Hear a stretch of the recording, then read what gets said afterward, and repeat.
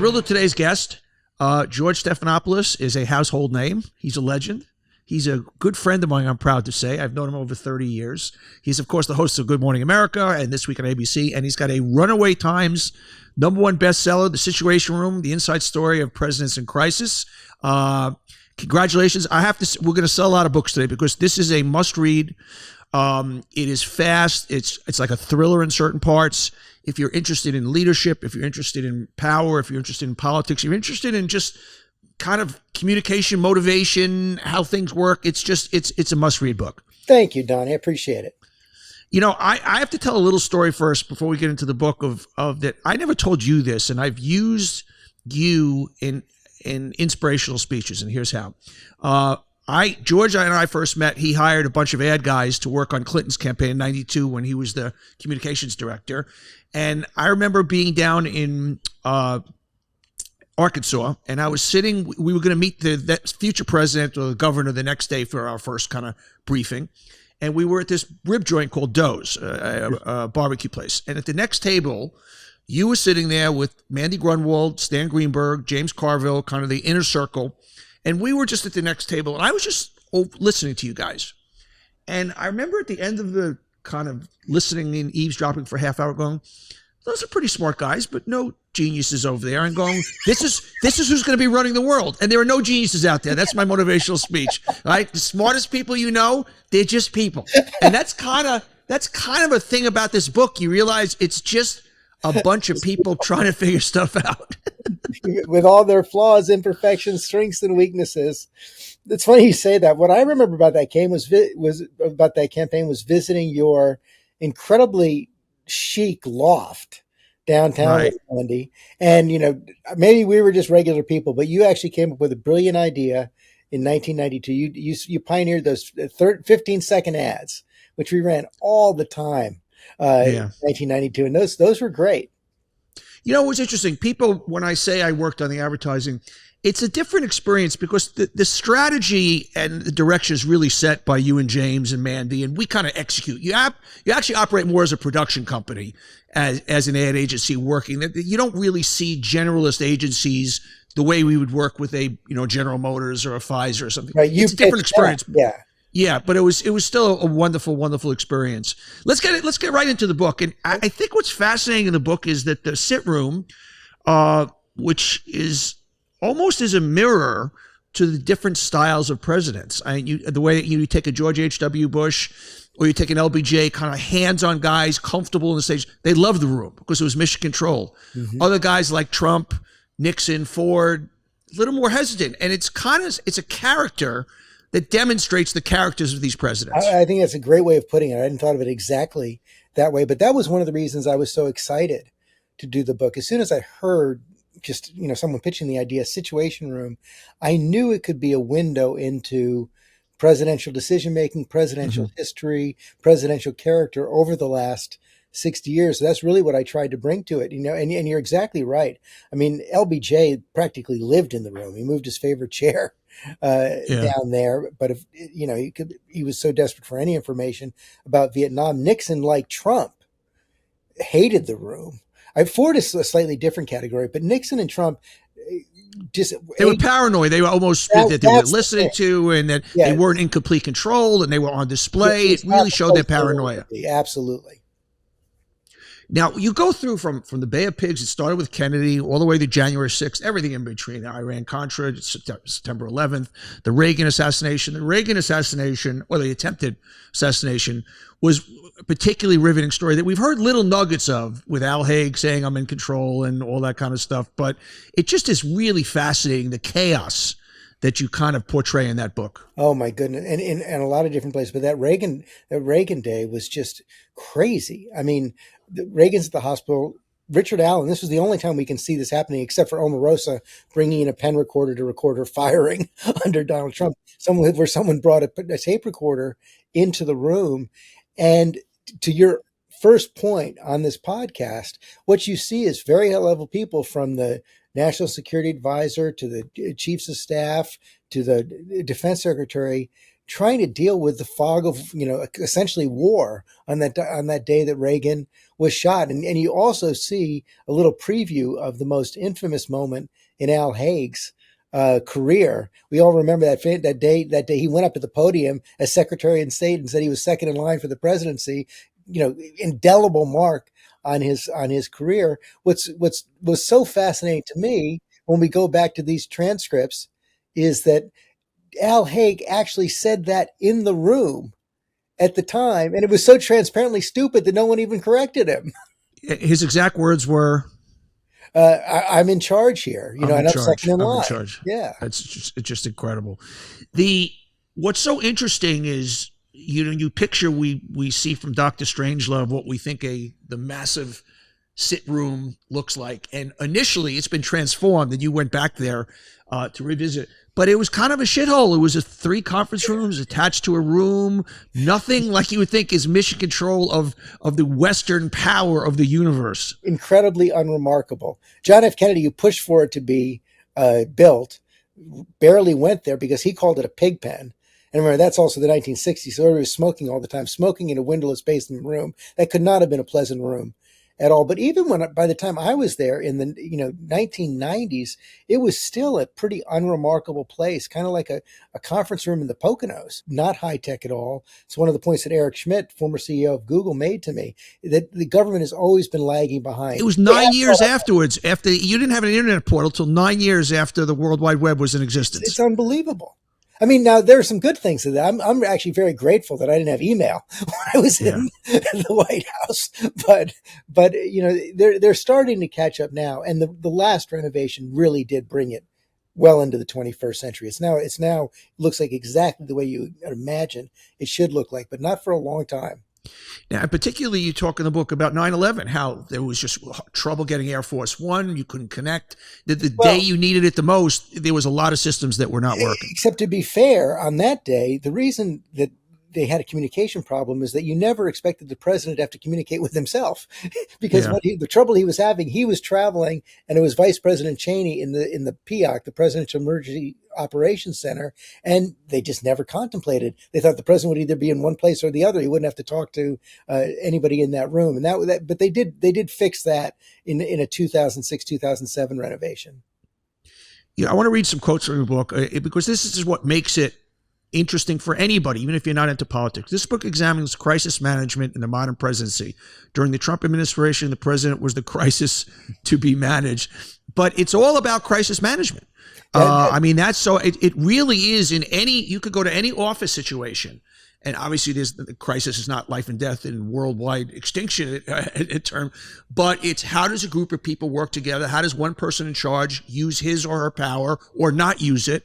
And that's what I found interesting. That was one of the most interesting things to examine all the way through these other presidents. And you actually see through lines of continuity of processes that work, across Republican and Democratic administrations. It's not a partisan in any way. Trump is an outlier because he was abnormal. But the two best examples, I think Democrats and Republicans alike that I spoke with, over 100 people, agreed that Brent Scowcroft, who was President George H.W. Bush's national security advisor, probably ran the best situation room process. Jake Sullivan, who's Joe Biden's national security advisor, considers Brent Scowcroft a role model.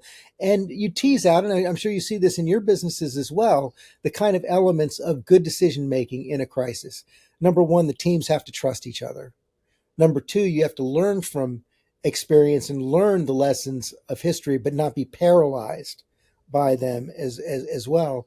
And then three, you really have to have processes that fully explore an issue, that allow for dissent while you guys are debating what to do. If you don't have that, you're not going to get good decisions.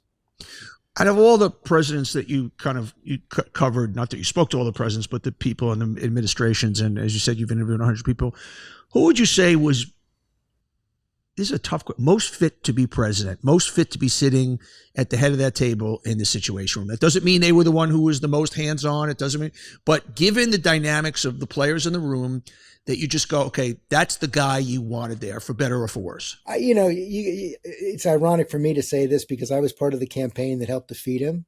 But George H.W. Bush, war hero, member of Congress, director of the CIA, ambassador to China, vice president. He came to that room with all the requisite experience. And when you look at foreign policy, both the way he managed the revolutions that were cascading across Eastern Europe and Russia in 1989 by basically doing nothing, and the way he prosecuted the first Iraq War, I mean, it was a stellar process with great results.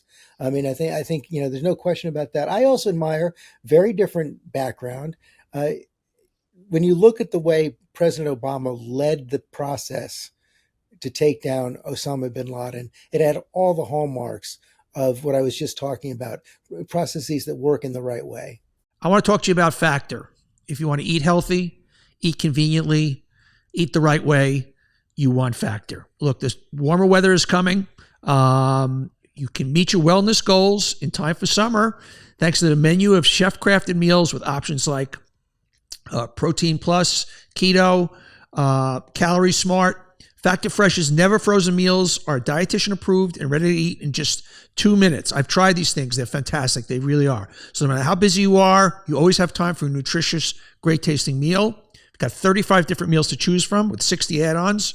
You can hit your wellness goals with many dietitian approved meals and ingredients that you can trust. Treat yourself to restaurant quality meals and feature premium ingredients like filet mignon, shrimp, and blackened salmon. The blackened salmon is amazing. I highly recommend it. Keep your kitchen time to a minimum. Meals are ready in up to 2 minutes.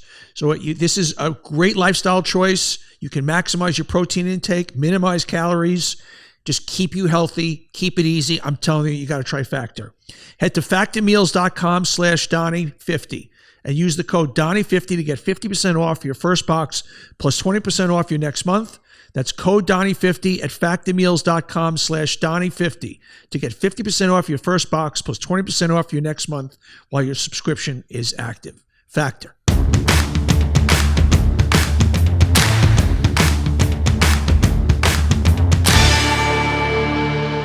Mike Stigler, a hero that there's fascinating interview in the book, who was the desk officer early in the morning, 4:30 in the morning, January 6th, and take us through into the sit room there and take us through what Mr. Stigler had to talk to you about, which was fascinating. It was, this was the guy who's on his lifetime bucket list to work in the White House Situation Room. Turns out that he started there in the summer of 2020, which is not exactly what he had bargained for. Right. He even wrote his master's thesis on the Situation Room. He's there on January 6th. From the moment he starts to drive in at around 4:30 that morning, he knows that something is off. But he goes in, sets up, does his job, and he's the guy on duty when all hell breaks loose on Capitol Hill, when the line is breached, when they lose track of the vice president. He's on the line with the Secret Service and the other officials up on Capitol Hill. And I asked him what was the most horrific moment of that. And he said, people have to understand how close we came to losing the vice president. Losing the vice president. He's dealing with this. Yeah, I was chilling. That was chilling just to think and those while words. He's dealing with that, Trump is up in his study off the Oval Office, sipping Diet Cokes and sending out tweets attacking the vice president. And this guy, he worked through the day. One of the things he had to work on that day, and this was one of the things that was most chilling to me. One of the things he had to work on that day was something called the continuity of government orders. These were the orders first implemented by Dwight Eisenhower to figure out how the government would survive a nuclear attack. They started to implement those orders on January 6th, only the second time that had been done in history. The other time was on 9/11, while the president was sitting upstairs, did not call down once, not once, to the White House Situation Room. Interesting name that we've never heard of, Gary Bresnahan. Powerful, interesting guy, very much at the levers of power at the Situation Room.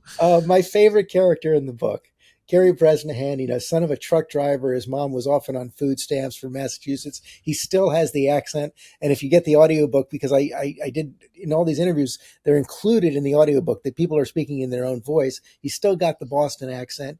He's the combination of MacGyver and Zelig of the Situation. He's the tech guy. He's the cryptographer. He used the Army as his ticket to the White House. And he was on every major memorable mission from Ronald Reagan to Donald Trump. He was in the hospital.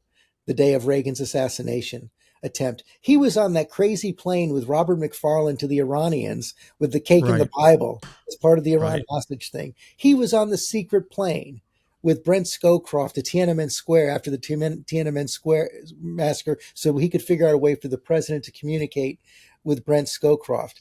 Under Clinton, I mean, he was part of the of the Iran hostage thing too, but under Clinton, he was the guy who had to set up the secure communications for Clinton's grand jury testimony. And because he set it up, they made him the videographer for Clinton's grand jury testimony. And he tells the story about being there for one of the practice sessions. And it's just him and Clinton and the lawyers in the room. They take a break and Clinton asks him, how am I doing? And Gary goes, I have no idea how you're doing. I'm just a videographer. What do you want from me? He was there on 9/11. He was there. And of course, he set up the famous communication for the takedown of Osama bin Laden Mm-hmm. as well. And it led him to tell what he said was one of the few lies he ever told in government. When everybody started to move to that little room off the Situation Room because the video feed was coming in, Tom Donnellan, the national security advisor, asked him, can we move it to the big conference room, the famous conference room? And Gary Brett says, no, no, no, no, I can't do that. He admits now that that was a lie, but he was afraid that if he tweets anything, Anything, he might lose it. feed Yeah. might go down. So, that was a good thing, though, because we got that now the most iconic photo ever taken in Yeah. the Situation Room. And also, he got the first fist bump from Obama on his way out of the room after Osama was taken Love down. that. Love it. What did you feel? I'm going to try to phrase this the right way. After going through all this and having this kind of nose pressed up against the glass at all these crisis moments and in the crisis headquarters universe, did you feel more at peace or less at peace with what happens in the world, knowing what you know now? Do you sleep less or do you sleep more? Both, and I'll explain it. And you and I have talked about this a lot. I've been quite troubled by what's happened to our politics over the last 6 years, 7 Mm-hmm. years. And I believe that what we've come to accept as normal is so beyond the pale of anything that should be happening in the United States of America that it means that every single day when I go into GMA at 3:30 in the morning, I start out a little bit angry, a little bit irritated, a little bit sad, a little bit worried, even depressed sometimes about the state of our politics. Mm-hmm. But as I was researching and writing this book over the last couple of years, every single afternoon, I would come on this Zoom and interview these duty officers who've served across generations, who've served, the presidents from Kennedy forward. And these people are amazing patriots. And they do their job selflessly. They do it with the highest competence and character. So every afternoon, I would come out feeling hopeful about the people who are staffing our government every single day. The question is, are we going to make the decisions that empower those people? Well, that's the problem is, and if there's another Trump presidency and you read Project 25 and you just see we're not going to have those necessarily checks about those great people in those positions. And that's one of the other things you learn from the book. And we've learned in recent years. My chapter on Trump is called Postcards from the Edge. And all it is oral histories from people who actually worked for him in the highest national security positions. And the most damning indictments of his competence and his character come from those who held the highest level positions, whether it's James Mattis or John Kelly or Rex Tillerson or John Bolton or a host of other people who served in these critical national security positions. So what is it? What's the nerve that he hits that people don't seem to care? Common sense would say, look, if somebody's been surrounded by all these people, yet he has such a passionate following that runs so deep that people are able to turn away from things like that and either disregard it or not hear it or not want to hear it. What is that? It's such a good question. It's one that I think historians are going to be pondering for, as long as we're all here. I think part of it is that his rock solid base is so angry about everything happening in the country that they don't mind having someone come in and just blow everything up. I think that's part of it. I think a lot of it has to do with the way our media works today and the way people get information today, and how feedback loops just can reinforce disinformation in the most powerful ways. I think a third thing happening here, and I think, I don't want to go too far with this, but I think that there's a real correspondence. I think that the role that elected Republican officials have played in enabling and creating a permission structure for that kind of bad behavior has been very powerful as well. The exact opposite of what happened after Watergate, and not unlike, if you read, there's a great new book by a guy named Tim Ryback about 1932 in Nazi Germany called Takeover. Not unlike what you saw, the kind of enabling happening inside the economic and social and political power structure in Germany at those times. People all thought they could get something by making some kind of a deal with something that should have never been dealt with. Yeah. I got in trouble in 2019. I had a Saturday night talk show on MSNBC, and I was making references back to the early 30s in Germany, and that was before they became pertinent to make, and I got in a lot of trouble for that. And you got in trouble for that? Yes, yeah. Wow. It was now we could, historians are drawing the lines and they're there, but it seemed it was little.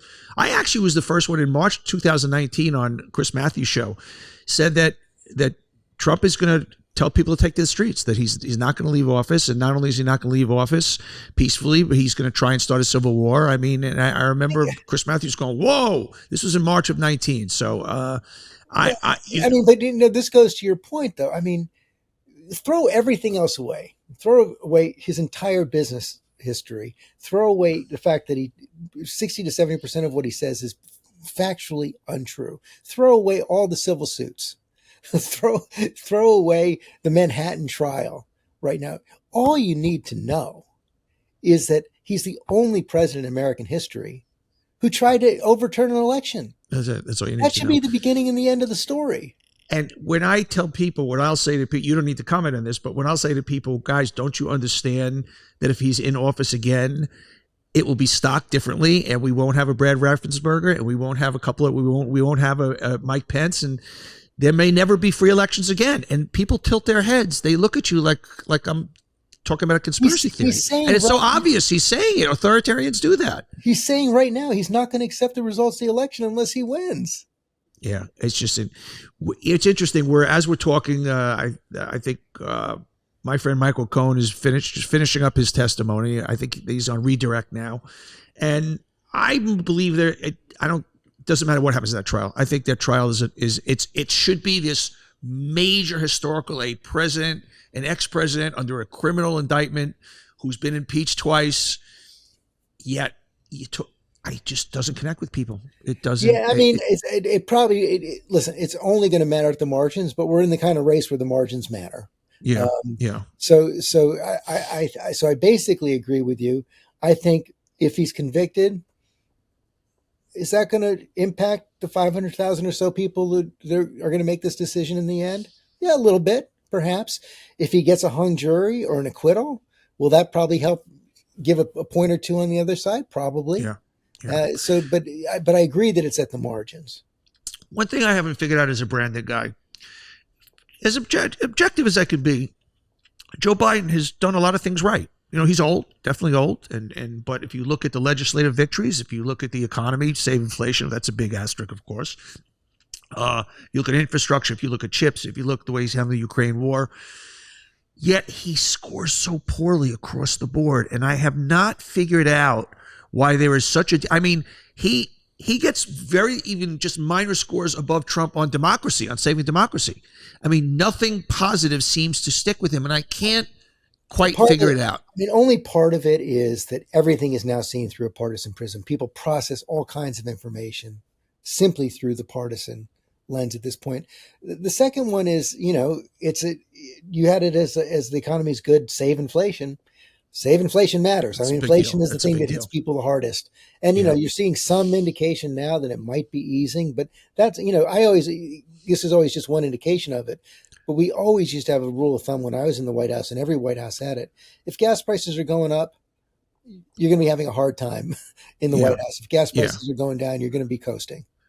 That's not only do they fill it up every week, they see the price in big numbers so they can remember, okay, it was $290 last week, now it's $320. It's a very visual thing. No question about it. You're keeping score constantly.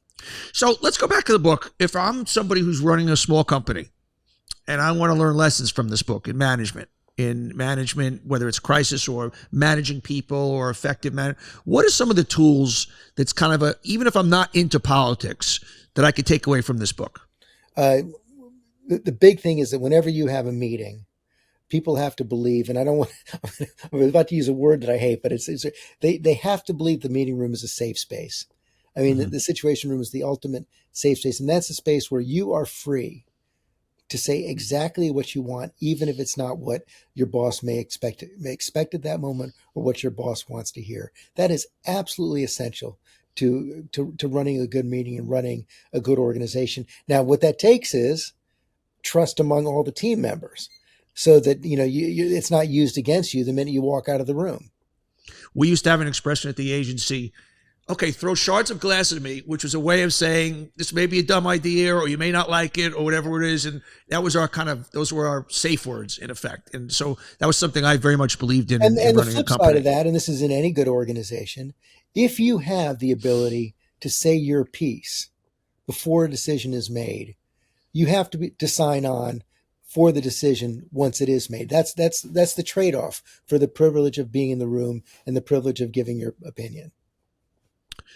Who is most, after you went through all of the case studies, who are you most surprised at as a president? You learned something just based on the sit room that you went, I'm lensing that person a little differently now. That's a good question.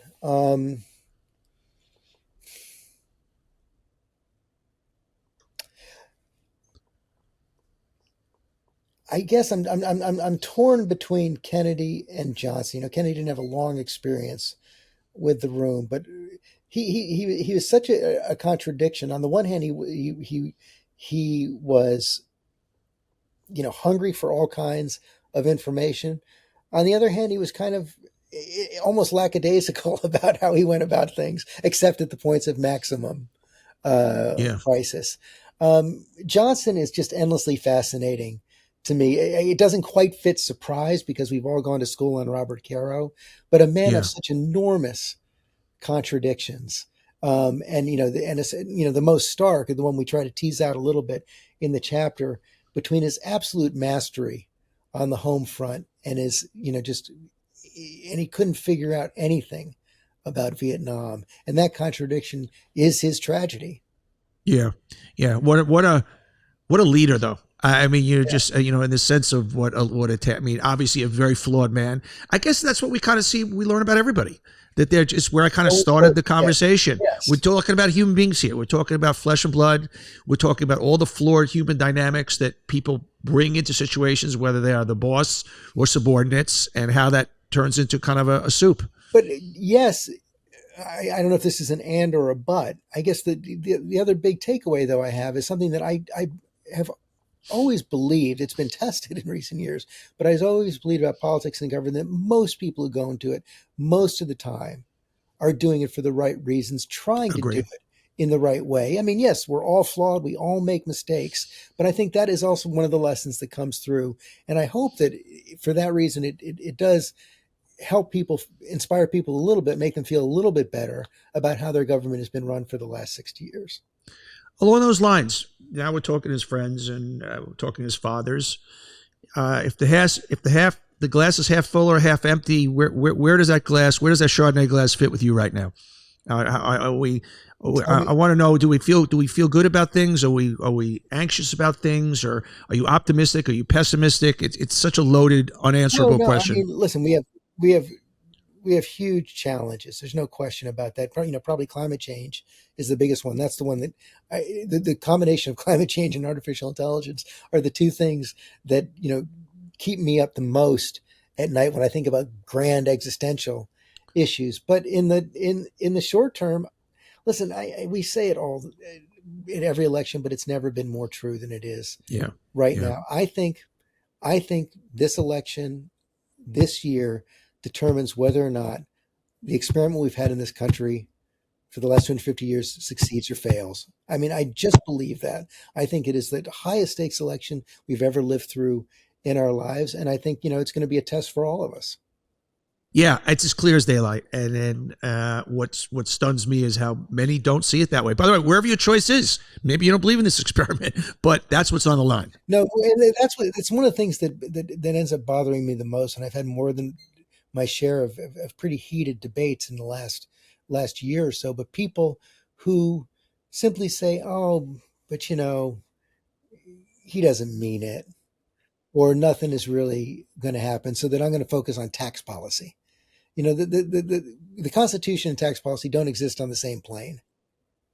Yeah, that they just no, there'll be checks and balances, and he just says those things, and no, the institutions will hold, and no, that's the game here. They won't. It's clear. He does everything he says. Yeah, it is. Mr. Stephanopoulos, you are a gentleman and scholar. To those listening who obviously know of his expertise, wisdom, and talent, they may not know he's one of the nicest people around. It's a privilege to be your friend. We have a special lunch group. Me too. It's a cast of characters. It's the great Mike Fox. It's the great author Harlan Coben. It's our crazy hedge fund friend Curtis Schenker, and we kind of settle. It's the only lunch where everybody fights to pay the bill. It is, because we so enjoy it. It's like a little vacation for all of us. Yes. It's just like an hour. It's usually on a Monday at noon at this Italian restaurant on the Upper East Side. And let's make sure we keep doing it a lot, because it's keeping me safe. The book is The Situation Room, The Inside Story of Presidents in Crisis. He is, of course, George Stephanopoulos. Obviously, tune into Good Morning America and This Week on ABC. Thank you, my friend. I appreciate it. Thank you, Donny. Really fun. Everybody, thanks for watching. If you like it, hit that subscribe button. And we love having you here watching On Brand. And just don't miss any future episodes. So don't forget to hit that subscribe button. We'll see you next time.